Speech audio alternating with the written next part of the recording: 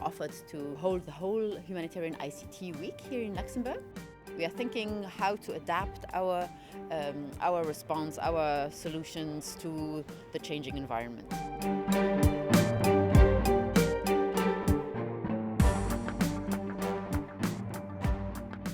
Right, left, spin right, spin left. You want to try?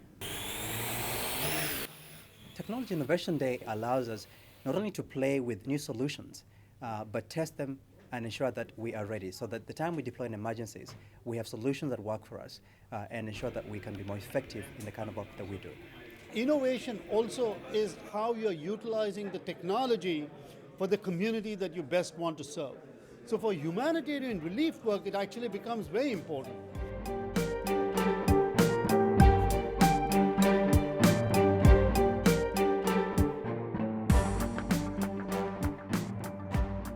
We're meeting twice a year to discuss global issues that are less on the operational side in an emergency, but more on the standards that we want to adopt, on coordination issues, lessons learned from previous emergencies during the year, and also just to be in person to meet each other. Networking is very important in a cluster.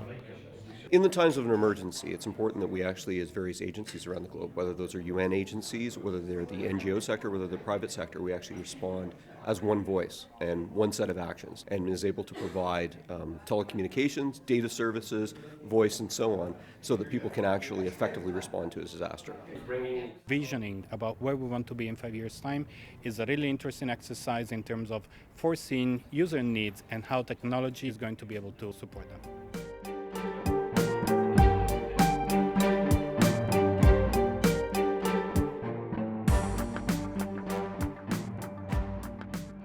This is the Working Group on Emergency Telecommunications, and I think we're coming together both with humanitarian organizations and 50% private sector to kind of see how are we all going to work together in the future in terms of delivering the IT backbone for a response from connectivity to information management.